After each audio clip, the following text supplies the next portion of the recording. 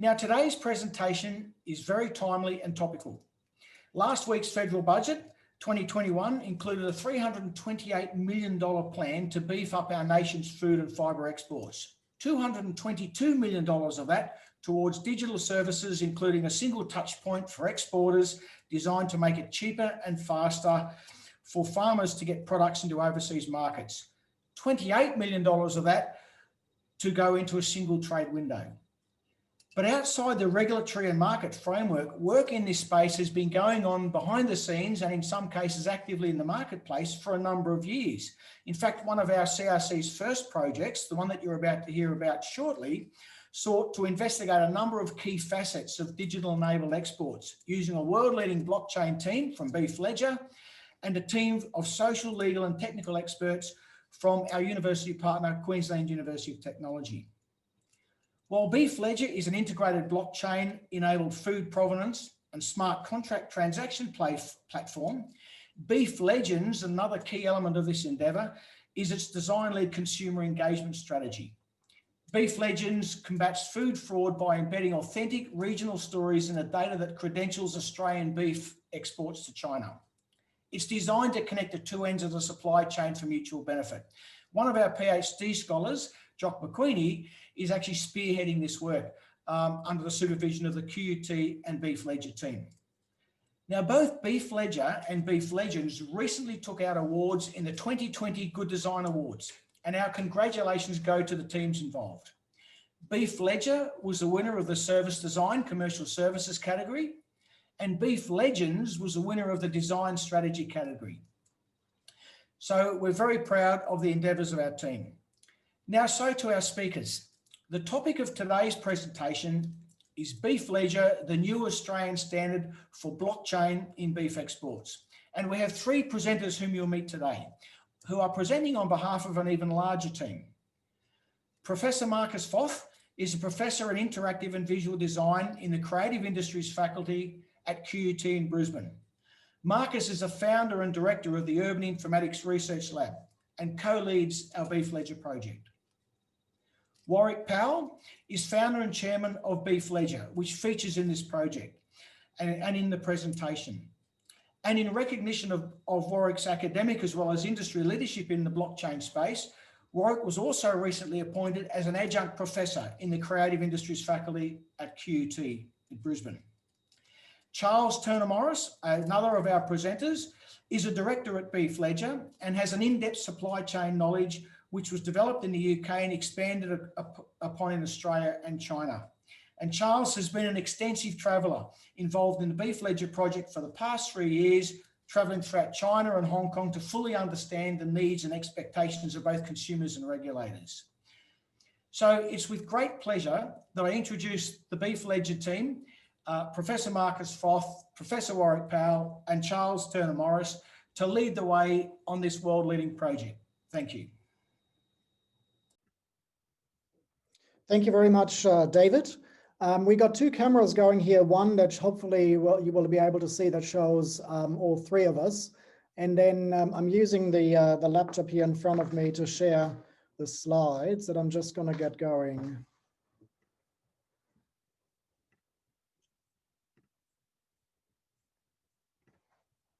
Okay. I'd like to start by acknowledging the traditional owners on the land where we're gathered here. We are gathered here in Brisbane. That's the Yagara and the Turrbal people, and pay my respects to elders past, present and emerging. Thank you so much for your kind words, David, and the whole Food Agility team. It's been a very exciting journey for us, and it's actually great to be able to reflect on that journey and show and share with you some of the highlights and some of the kinds of points along that journey over the last 2 years. So I'm going to start the presentation and hand over to my colleagues sitting here left and right from me, Warwick Powell and Charles Turner-Morris. And this is the overview that we've got planned for you this afternoon. We're first going to outline some of the background and the context to this project, the rationale and significance. I'll briefly introduce the R&D team, the extended family of BeefLedger at QUT and elsewhere. We're going to talk about the research progression over the last 2 years, some of the key achievements, and this is going to be quite a selective, I suppose, summary of some of the key achievements. And then I'll pass on to Warwick and to Charles for some industry perspectives and for a demo of one part of the project, which is the cryptocurrency wallet and the way that people can already interact with some aspects of the project's software. So to start off with regards to the rationale and significance, I think what is really important to clarify right from the start is something that we had to do quite a number of times as we've been introducing this project to other industry stakeholders, to other research partners, which is that whilst we are a blockchain project, we are not your usual track and tracing project. And I think it comes out quite nicely here on this overview from the homepage of the BeefLedger website, which actually argues and describes this undertaking as about streamlining transactions in the beef supply chain. Whilst the tracking and tracing of produce is a core part of that, our main focus has actually been on the financial side of things and the use of smart contracts as a way to ease transactions, to smooth different transactions across the supply chain, as well as looking at how these other interests such as food provenance and tracking and tracing feed into that main objective. So I think it could be argued that our project is both AgTech, but at the same time, it's also a FinTech project. And we'll get into some of those details a bit later today. This diagram here gives you an overview of some of the terrain and some of the complexity that we've been dealing with. So on the one hand, you see on the horizontal layer that we are dealing obviously with the transactions and the relationship between producer communities in Australia and then exporting into China predominantly, so with consumer communities in China. But the vertical layering that is also depicted here in this illustration symbolizes the extra elements of combining the physical assets with the digital infrastructure and looking at the way that Oracle's data sources that are derived from IoT devices are then embedded into the blockchain architecture. And we'll outline some of these aspects and come back to this map, this conceptual map of the BeefLedger project. In terms of the R&D team, I think this is quite useful to describe in the beginning as well, because it's insightful to see the different levels of expertise and the different skill sets and methodologies that we brought to the table here at QUT to this industry university collaboration. This is a recent photo that we've taken as part of what David alluded to, which is the Good Design Australia Awards that were recently announced. And you can see here a number of the team players. I'm actually going to go to the next slide to list them all with regards to their disciplinary background. So we have 4 core components. Obviously, as an export smart contract development project, the green part there has been quite a crucial component, and we got our smart contract development team there. Thomas Miller, Barry Eastman, Santiago Deval, Lucas Cullen, and Sam Pospisil. But we've also had a really strong foothold in something that probably isn't as intuitive with regards to what you might expect from an IT project into smart contract development and blockchain, which is that we've also had leadership from Felicity Dean, one of the chief investigators who's been leading our contract law and regulation inquiry, as well as from Professor Uwe Dulek, who's been leading the team in behavioral economics. And so those areas are quite crucial, and the teams associated with those areas, because of our more holistic kind of approach to developing R&D in that space. The pink area there at the top, the community engagement, is what David mentioned earlier, which is our Beef Legends component. And that was led by Jock McQueenie and Irina Anastasio. And that looked specifically at engaging with both producer and consumer communities. So I think one significant feature of this project is actually this coming together of transdisciplinary research expertise and the intermixing and the exchange of knowledge and findings across those 4 areas. But the other unique feature really is that this embeddedness has only really been possible through a design-led approach. And Food Agility has been championing design-led R&D since its inception, even at the proposal stage. And we've been carrying that through in the approach and methodology for this project all the way across. And we've been really grateful to both Warwick and Charles and the whole BeefLedger team for actually seeing the merit in a design-led approach that brings these different research components together. So I want to show you some of the glimpses and some of the kind of vignettes of how our research has progressed, and also give you an idea of the kind of diversity of the different research that has happened as part of this project, which has been really quite satisfying and exciting over the last 2 years. So I'm going back to this map, and we're going to zoom in to something that we started with in the beginning of the project. So this goes back to January 2019, when we started doing field work in China. And we flew into Shanghai and we visited a number of locations. And that was quite a crucial moment for us to actually do a bit of ground truthing and engage with both stakeholders in industry, but also regulators, the Chinese counterparts in the retail and in the distribution space. And so you see myself here, then next to me is Felicity, Warwick and Charles. And I don't remember the chef's name here in the photo. I might have to. Hamish from Them on the Band. Hamish is one of the chefs that is engaged in one of the restaurants where that has collaborated with us. And so part of this research trip entailed doing a bunch of observations and interviews with the logistics chain. So here you see us weathering very cold temperatures. I think we were exposed to like -60 degrees Celsius in a warehouse in China near the airport, where some of the Australian produce arrives.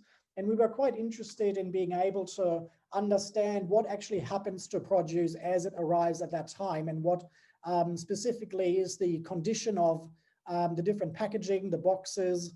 And we've already at that very early moment started trialing different technologies to enable different security mechanisms, for instance, to be introduced into the packaging. So that's something that has been demonstrated here by Warwick, which is a particular tag that we've embedded in those boxes on that particular pallet. And so that research then further extended into the retail space as well. We visited a number of supermarkets to get an idea of how produce is communicated and marketed and promoted, both in the retail space, but also we've had a number of showcase dinners in order to see what happens at that particular consumption experience. And we've been both demonstrating and trialing the different consumer experiences that we envisaged at that time. When we go into the production end, we've also had a very intricate and rich experience of doing field work with producer communities. In this particular part, we went to Mount Gambier, which is pretty much halfway between Adelaide and Melbourne, part of South Australia, and the Lime Coast region that is producing some of the beef that we've been using for this project and exporting into China. And I think what was really a standout was our engagement with local stakeholders. So what you see here is the engagement with the Mount Gambier State High School. They have a particular focus on entrepreneurship. And you see in the background there, Jock McQueenie, who's been our Beef Legends champion, and conducting intermediation practice, which is how to bring different win-win scenarios to the fore. In this case, outlining and illustrating different career prospects and job prospects for young people in regional and rural Australia, and how that can translate into benefits, commercial benefits for the BeefLedger project. Here is a photo from a visiting delegation from China that actually visited Mount Gambier and engaged in shared cooking demonstrations in situ. And some of the teachers and other stakeholders from the local government, as well as other delegates from that Chinese delegation that visited at that time. And so this was actually a really crucial piece as well in our research when it comes to not just, as I mentioned earlier, focusing on the tracking and tracing piece, but actually looking at the role of food provenance and understanding the extra value that can be derived from a more genuine and authentic commitment to producing narratives and producing content about produce from Australia. And so whilst there is a dual approach that is looking at different ways of combating food fraud through the technology and through technical means and IoT and blockchain, as well as the packaging, I think this part is actually something that is adding another layer of richness and of being able to increase consumer trust with regards to telling those stories from consumer producers.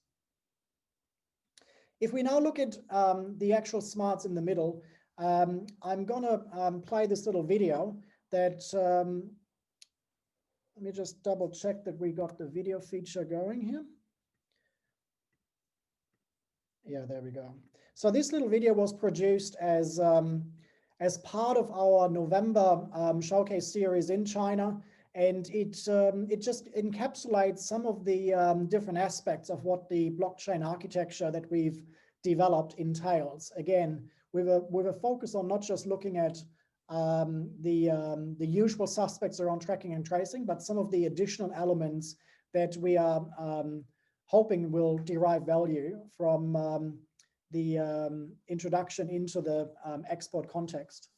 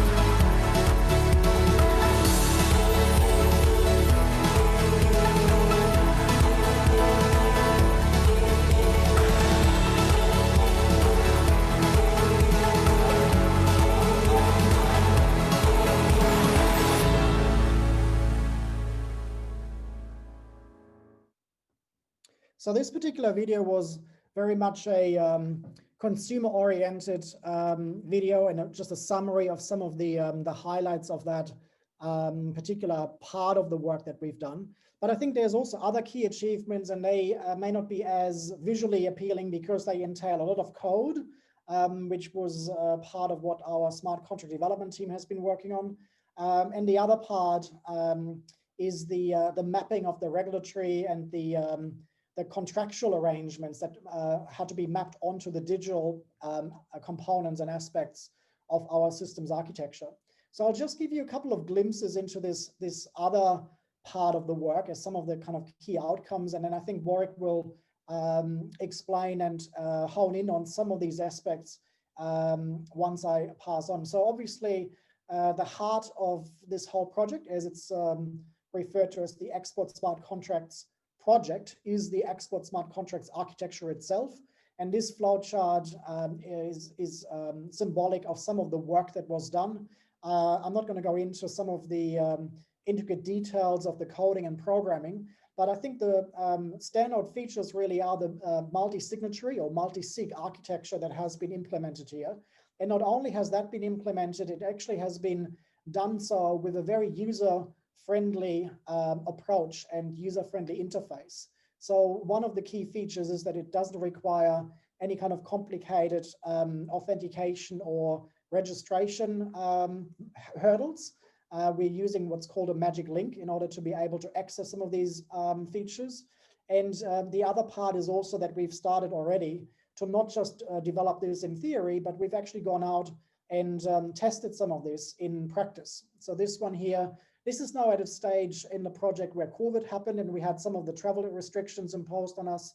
So we've actually quickly and in a very agile manner reoriented our project more towards the domestic market in order to be able to progress and advance this project. And you see here our work with Sonia Komisky at Southern Cross Beef in Dalby, and some of the trials and the tests and evaluating, onboarding some of the data sets and connecting to some of the oracles on site, and how that then connects to the multi-sig architecture. It would be amiss of me to not mention the fantastic work that Felicity and Lachlan, our PhD student and research assistant, have been doing in the regulatory and policy and contract law space. This has been also very crucial. They've given a presentation earlier this year to the BEST Center, the Behavioral Economics Center in the Business School at QUT. Again, in terms of time and scope for this presentation, I won't have time to go into the detail of this work, but I do want to acknowledge both Felicity and Lachlan's work here, as well as what Professor Uwe Dulek, Shufang Hao, and others have done in the economics and the behavioral economics arena. And there are some publications that I will mention as well. With regards to the publicly facing interface, and this is something that Warwick and Charles will demo in a second, there is a wallet that is the consumer-oriented part that is already live and running, and we are able to show you some of the transactions and some of the ease with which consumers and end users can interact with this particular interface, and that then is integrated into the blockchain architecture on the back end. We've also been very busy publishing some of this work. There's already some that are out there. This is giving you a small selection. There's some of the design work that I've published early on. More recently, we've produced a consumer survey report together with the BEST Center at QUT. We've also reacted to the COVID-19 situation and specifically contributed to research that is looking at what happens to vulnerable communities in China. And that's been published as a book chapter in that reference that you see on the lower left. And the work that Felicity and the team have been doing is also been written up, and there's more publications that are in the pipeline. In addition to that, we've also had a strong commitment to disseminating our research findings publicly outside the academic arena. This article here in the conversation, for instance, last year is summarizing some of our insights from the work that Jock has been leading as part of the BeefLedger component in Mount Gambier, and specifically what I alluded to earlier, which is the prospects of creating probably unexpected and surprising career pathways for young people in regional Australia, which has received a lot of media attention at that time.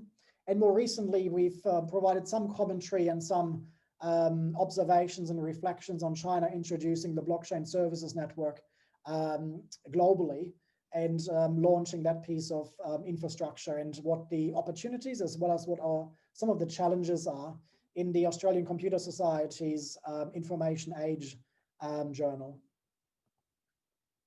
One of the highlights, I think, for us was a documentary that the ABC have produced. This was done as part of the Landline series, and it's still available on iView. So I provide the link there. This is providing, I think, a very nice overview of both the consumer as well as the producer side of the supply chain. And we were quite lucky that the ABC invested a lot of time and effort in accompanying us at various stages of our fieldwork. So this is some of the filming that occurred in Mount Gambier, but they also sent their local team in Beijing to meet with us when we were doing fieldwork in China. And so this is, I think, in total about a half-an-hour documentary that aired end of last year on the ABC. David mentioned that we were also lucky with the Good Design Awards that were given and presented to us last month. And we were awarded in two categories, the commercial strategy one for the BeefLedger project overall, as well as the design strategy category specifically for Jock's work on BeefLedger and the community engagement component, and what contribution that has made to the overall project. So I'll hand over and we'll share the screen quickly so that we can show you a quick demo of the Telegram interface, and I'll pass over to Warwick. I might just share from my computer. Yes, I'll stop that sharing so you can take over. Okay. Thanks, Marcus, and thanks everybody, and thanks David for those kind words earlier. It is actually quite challenging to summarize 18 months to 2 years worth of research and development work in the space of 40 odd minutes, and we are just touching on some highlights, and we'd welcome engagement and comments afterwards around specific things. I'm also seeing some questions come through now, which I think will open up some interesting discussions. One of the things that we sought to do as part of this project, as part of one of, I think, 10 or 11, maybe 13 key outcomes, was the development of some wallet interfaces. One of the wallet interfaces we've developed is integrated into a very globally popular chat platform called Telegram. There's about 400 million users of Telegram globally, and we thought that it would be a nice way to integrate the world of cryptocurrency and blockchain technologies into an easy to use environment. So what I've got on the screen at the moment is actually my Telegram account. So you'll see a whole bunch of crazy crypto subcultures and all sorts of things happening there, which is another fascinating piece of our engagement. And I just wanted to show you how the wallet works. So I'm going to just open up in here what we call Morph Chat. So we developed this wallet in partnership with the team at Metamorph, with Beef on Metamorph as a first implementation. And you will see that in opening up the bot or a mini app inside the Telegram platform, we are able to see the wallet on the right-hand side. And you'll see typical wallet functions where you can check your balances, opportunities to earn different currencies. You can deposit funds and withdraw funds from the main Ethereum network. You can buy tokens. We can report an issue, obviously, as this is a continual work in progress. And most importantly, and what I'll demonstrate today, is the marketplace, which sits at the bottom of the bot. So I've tapped marketplace, and you can see here that I'm given some options now, which is to either buy or sell something. In this case, I'm going to buy something, okay? And we're going to buy some food and wine. Well, hopefully there'll be some food and wine stuff to buy. Now, in this case, my wife has taken a particular liking to the oyster blade, which is the Queensland oyster blade from Sonia Kaminsky's production system that Marcus talked about a bit earlier. So I'm going to select that as a product, and it comes up with a description of the product, as well as the number of beef tokens that's required. I have beef tokens in my balance. I know that. I won't show you how many beef tokens I've got for fear of embarrassing myself, but I'm pretty sure I've got enough here. So I simply tap on that, send the message, and it confirms that I've bought. Now, what's happened with those tokens is that they have now transferred to someone else's account, in this case, Claire Pink's account, and Claire's one of our fantastic team members. So it's as simple as that. We've actually enabled the ability to transfer cryptocurrencies from account to account through simple message functions at zero cost, instantly, and with the absolute convenience of this. Maybe, Marcus, we do one more demo in the main group where perhaps I think you're in that, and maybe you can send me a little message and I'll respond to that. So this is a global chat group. There's 260 odd people in it, with varying degrees of engagement in the ecosystem. And you'll see that Marcus has just said hello. Being short of friends, I'm really happy that Marcus touched base. So I'm going to respond to him, and I'm literally just going to tip him 5 beef tokens. And Marcus has received those beef tokens, and you'll see that shown here in the wallet balance, which confirms that I've sent 5 beef tokens to Marcus. It's as simple as that. And that's probably the end of the demo, but a little bit of fun. But from the point of view of people engaging in this ecosystem going forward, we found that this particular implementation has been incredibly well received. It's a fantastic way to enable real products to hit the ground and for people to use cryptocurrencies to support supply chains that they enjoy and want to see prosper. You want to stop? Yeah, stop your sharing, and I'll go and show the video. Let's get into the serious stuff. All right, I'm going to go back into the slides, and I need to activate that video feature. Oh, it is good.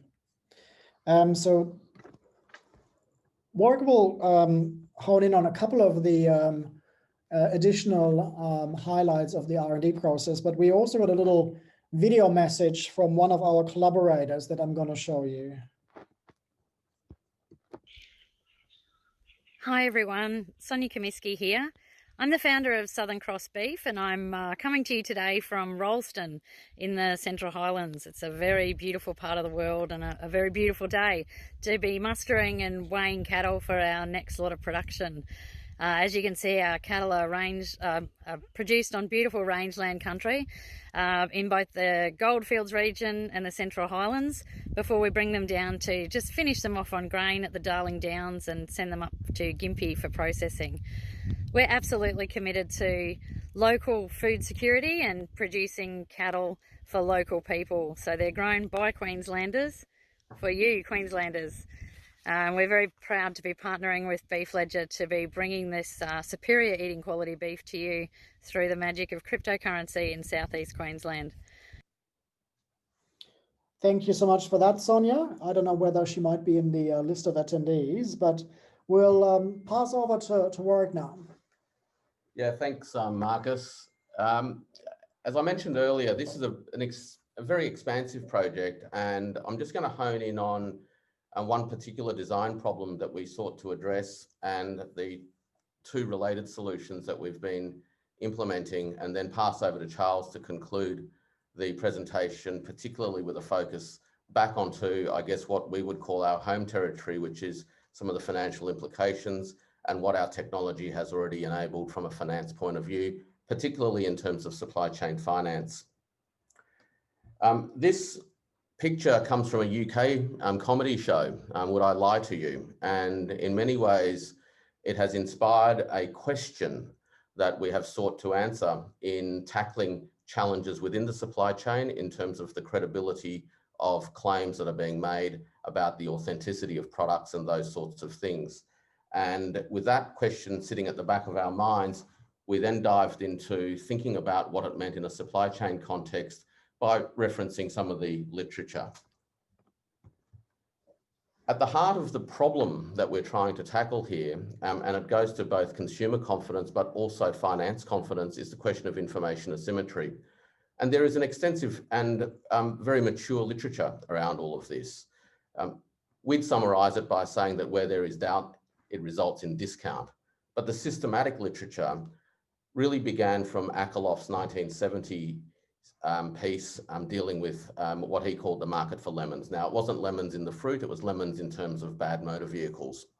And Akerlof's work examined the game, if you will, around a marketplace where the seller knows more about the vehicles than the buyers do, and the buyers can't distinguish between the superior product and the inferior product. Now, that leads to a range of suboptimal outcomes. And they include that the buyers tend to expect the seller to promote superiority regardless of the real situation, but that the buyer themselves will discount what they're willing to pay for the product regardless of whether it's superior or inferior. Ultimately, what that means is that the lower price products tend to dominate a marketplace, and the market then becomes a market for lemons. The issue at hand for us is the question around how it is that sellers' credence claims can be verified in a way that overcomes the problem of information asymmetry. You'll see that in the top right-hand side of the slide is essentially a design challenge statement, if you will. And that is to address this question, which is that a system's integrity depends on the actions of a small number of actors, or worse, just a single actor, the more vulnerable it is to malfeasance or suboptimality. By malfeasance, we mean really some level of data failure, whether it's malicious or whether it's accidental. So that really, in a sense, drives the way that we've started to think about the way in which blockchain technologies can be used within a supply chain context. We often hear the word trust in supply chains and blockchains brought together in the general literature and in general discussions. Trust itself is a very poorly understood idea, and we've developed, I think, some fairly sophisticated ways of tackling this question of trust and what it is to be trustworthy versus something else. We've done that at one level philosophically, but also from a information systems point of view, we've developed a very nuts and bolts approach to what we mean by this, and it's related to the question of information asymmetry. So from an information systems perspective, we take a very simple definitional perspective on trust, and that is to understand it as the use of assumptions about the behavior of other people. And there's a few parameters that were of interest to us. Obviously, the total number of people who are involved in a given ecosystem, the total number of people whose behavior we have to assume is of a certain kind for the system's integrity to be sustained or to be jeopardized, the motivations of the actors themselves, because ultimately we're interested in shaping behavior around data integrity, and of course, what the consequences of system integrity failure are. And that allowed us to frame an approach to blockchain technologies that we believe starts to tackle some of the fundamental elephants in the room, and which opens up the space of information integrity to a much broader perspective around community value and consumer value. Our design objectives is to move from a high trust environment, which is equivalent to having a single point of failure where it can be malicious or accidental, to one that has fewer risk vectors. In other words, fewer single points of failure, where we progressively realign behavioral incentives to shift malicious intent amongst actors to, at best, benign intents, and hopefully even good intents, and ultimately drive incentives within the design architecture and the economics of supply chains over time to reduce error. So we're tackling the incentives behind malicious information production through to error in information production and promulgation. In a diagrammatic form, what we've sought to do is shift the trust equation, if you will, from a high trust situation to one that is relatively closer to zero trust, or at least trust light. So what you'll see here is an illustration of exactly what we mean by that.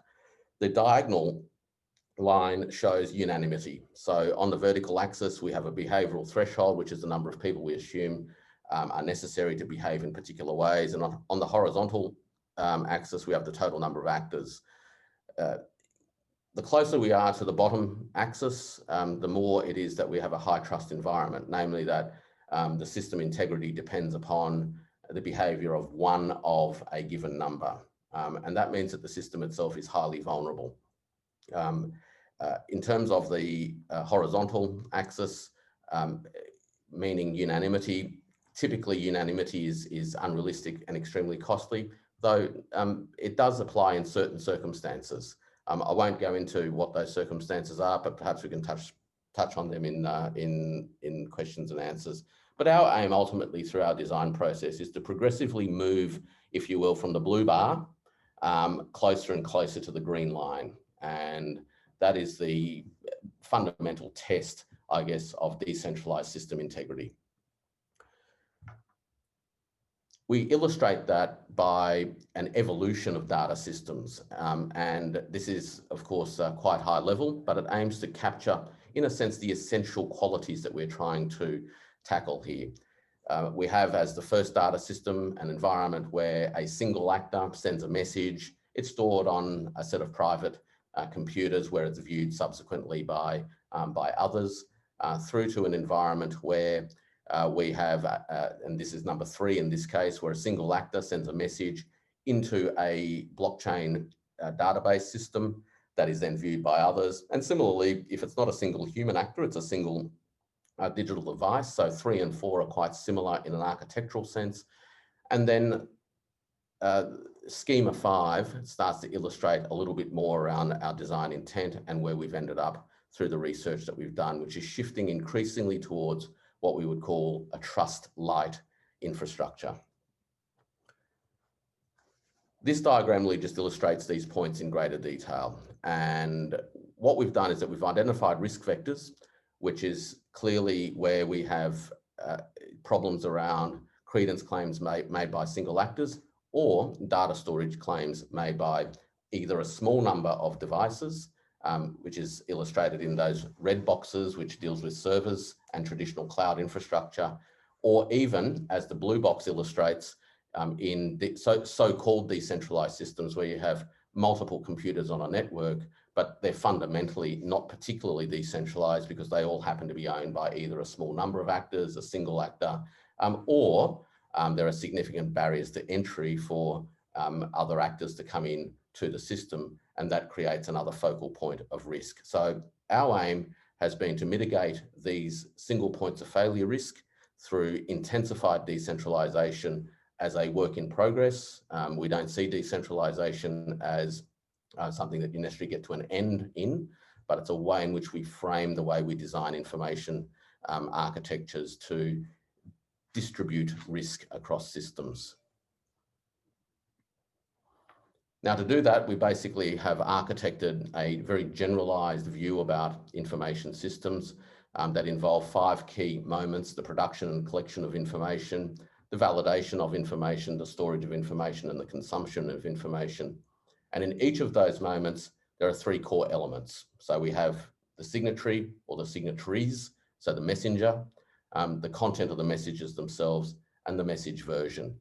These basically are the key building blocks of the way that we've approached the information protocols and the validation protocols that we've executed. At heart is a multi-sig protocol within our blockchain implementation. And I did notice a question earlier about where we've done this. In this particular implementation, we've done it on Ethereum as a proof of authority network, and you need multiple signatories for information to move through those stages in the supply chain. Just another variation on the theme. Last thing is that we've now introduced a community attestation procedure, which comes after the multi-sig, and it is a voting situation where we operationalize some game theory. And the game theory is described here. It's essentially one driven by some of the work from Thomas Schelling from the early 1950s, where he sought to understand how it is that disparate groups of people tend to arrive at common points of truth. Key points to take away: the aim was to reduce information risk vectors through decentralization. Decentralizing storage was not enough. Data production and storage are critical points of malicious or erroneous conduct. Multi-sigs and community attestations deliver stronger risk mitigations, which reduces the trust predicate, and ultimately the transparency of proposals and the economic mechanisms that we've built in and baked into this system starts to underpin the ways in which we realign actor behaviours. I think I've almost got there, and I've left a minute to Charles. Well done, well done. Thanks, Warwick. Okay, I'll be quick. If we're honest, who do we really trust? Do we trust our long-term business partners, our mates? Well, we certainly don't trust people we've never met. Being in finance for most of my life, you learn to build a rapport with people and make a judgment on their trustworthiness. However, it's not always possible to do that, especially trading overseas with unknown entities. Fortunately, as we've now heard, there is a way to operate in a trustless environment, without doubt, with unknown parties and with confidence. That's progress. So now what? We now have confidence in the goods, the data, and the funds. That's great. But what about supply chain finance? It's still running up towards 15%. Why is that? Perhaps it's because there's always been doubt around where the assets are, what condition they're in, and what the buyer will pay. We've now addressed all of those issues with this technology. Now there's an opportunity to create financial products, investments without doubt, in industries that genuinely need help. They're currently paying a high price because of that lack of confidence. That's the progress that we've made. In summary, we believe we've restored confidence. We've now attracted investor interest from both overseas and domestically in Australia. We're also pleased to announce that we're part of an Australian-based investment fund that's launching a $100 million initiative to empower the regions and the people that need it by creating finance solutions tailored especially for that sector. I'd personally like to see a phase 2 of our project based on the opportunities around the digitalisation of assets, data and finance. This would bring Food Agility and our university partners to a new level. That's real progress and disruptive change. I believe fortune favours the agile and the brave.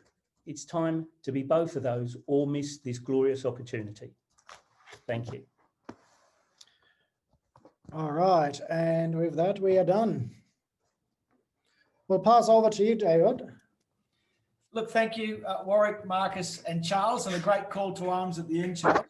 Team, I've got a lot of questions that have come in. They've been flooding in, so I'm going to do my best just to retail it or bring it down to a small number given the time we have. So, for example, Marcus, in your part of the presentation, a question's come in. You mentioned, the more genuine and authentic commitment to creating a narrative to accompany a product to consumers.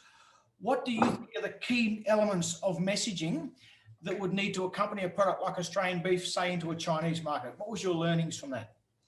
I think one key learning really is the stark contrast with which some of the narrative has previously and probably still to this day been portrayed in the Chinese market. So when we did the field work in Shanghai, and you saw that photo of us in the supermarket, there were displays of pre-recorded kinds of messages. They were then translated with subtitles, and you get this kind of stereotype of the farmer with the Akubra hat. I don't think that that is going to cut it these days anymore. So the way that we've been approaching it is actually to introduce a diversity and plurality of different narratives from different stakeholders. In this case, for instance, our engagement with the high school students. And B, it's actually the platforms themselves to actually have a far better understanding of what platforms are used both in the consumer culture as well as in the producer culture. So we've been doing a lot of research on TikTok, or the Chinese version Douyin, to understand how product and produce and products are being talked about and communicated in a more, native cultural manner, using also different formats and genres. And so that is kind of just scratching the surface of a lot more research potential that we will engage in. Thank you, Marcus. Not sure this one the best for. I'll pose it from our Western Australian family. Interested to hear how the research team consider that the BeefLedger project will help hinder supply chain resilience. So given that we've got shocks and stresses now, and some particular nasty shocks, what's the play in terms of resilience, do you think? Yeah, look, it's actually a really interesting question, this idea of resilience. And if we take this last 11 months as a system shock, what we've seen, in fact, globally, is that global supply chain systems are actually incredibly resilient. And that happens because actors on both the buy side and the supply side are able to find new pathways by which products can flow and money can flow. So I'll give you a classic example. There's a report today on the internet from the MLA, which actually described what's gone on in global beef since COVID. And there's a few takeouts from that. One of the key takeouts, which is of relevance to our particular work through this project, is that China remains a critical player in global demand. That's the first point to remember. The second point to remember is that demand for beef happens to be going up. The third point that came out of it is that the Chinese marketplace has not gone short of beef. What they have seen over the last few months is a diminution of Australian beef into that market, but the gap has been filled by Argentinian beef and Brazilian beef. So global supply chains have actually been incredibly resilient. That's probably the first point to remember. So the idea that somehow that they aren't resilient, meaning that they don't have the capacity to adapt to changing circumstances, is probably a little bit overplayed. Having said that, changing production systems from systems that are geared towards particular marketplaces with particular products and things like that can't happen overnight, either because you've got a lot of fixed capital locked up in them, or you don't have the distribution networks for to reach new audiences. So it does take time and effort. One of the key areas of change, though, and a real opportunity for Australian producers, and where we found our work has already been delivering results, is in the shift at the consumer end, where we have seen the food services sector take a hammering, and people have shifted a hell of a lot more and very quickly to buying directly from wholesale marketplaces, and for food to be delivered, groceries to be delivered straight to home. And in the China marketplace, we experienced that firsthand in February and March, where we had to shift our entire focus of operation in there to one that delivered straight to households. And that meant we had to get our head around last mile delivery. We had to deliver the consumers data around the product and the provenance of it and all those sorts of things. So I guess my short answer is global supply chains and actors are actually incredibly resilient to start with. Our technology enabled us and some of our partners to shift quite quickly from a traditional focus in wholesale food services into the B2C marketplace. And we expect that that trend is going to continue well into the future. Thank you, Warwick. There's a couple of questions that have come in about the translatability, transferability, not necessarily about the platform itself, but of the whole collaborative engagement and platform development experience for the last 2.5 years. So how readily is the method and your R&D approach to developing the ledger transferable to other commodities? And how much of this journey would you need to repeat? Do you have a recipe that you could suggest, or could you speak to the translatability of the knowledge and findings? Look, obviously every supply chain has its own nuances and detail, and there are supply chain and product vertical experts whose expertise should never be underestimated. Having said that, there is also a very generic ontology around supply chains in terms of the ways in which products move and are transformed and are sold, in which value itself is created and passed on, in which data itself is produced through very generic ontologies, as I was describing earlier, and ultimately about how all of that activity feeds into the way in which money flows. So these are complex interrelated systems where products move in one direction, money moves in the other direction, and what holds it all together is the flow of information. And the architecture that I guess we've developed both through this project and in parallel to it is very portable. We're actually doing work already in a number of other food and beverage related areas, as well as outside of food and beverages as well. And but always mindful that there is local nuance and vertical supply chain specialized knowledge that needs to be incorporated. Thank you. Thanks, Wayne. Well, look, ladies and gentlemen, we'll call that to a close now. Thank you for your engagement and your questions. Feel free to reach out to Marcus, Charles and Warwick directly if you'd like to follow up on anything you've heard today. Certainly, we have our own Twitter account at Food Agility. You're very welcome to engage that way, but also BeefLedger and Marcus and the Design Lab team also have social media access points. So please encourage you to continue your dialogue. The next presentation in our series will be Tuesday, the 17th of November. That's 1 p.m. Queensland time, 9 a.m. Western Australian time, and 12 noon Eastern time. Now, it'll be delivered by Australian Laureate Fellow and Distinguished Professor Kerry Mengerson, also from QUT School of Mathematical Science. And Kerry will be talking about some of their in-depth work in artificial intelligence in agriculture. So keep your eyes peeled in the coming weeks for details. Also, again, a reminder, we will be releasing a recording of this presentation in the coming days via our YouTube channel. We will send you the access details for that as per our normal process. Also, if you yourself have any interest in presenting or being part of our seminar series, I'd love to hear from you myself at davelamb@foodagility.com. And we'd love to hear from you. So stay safe, stay connected, and we look forward to seeing you next time. Thank you.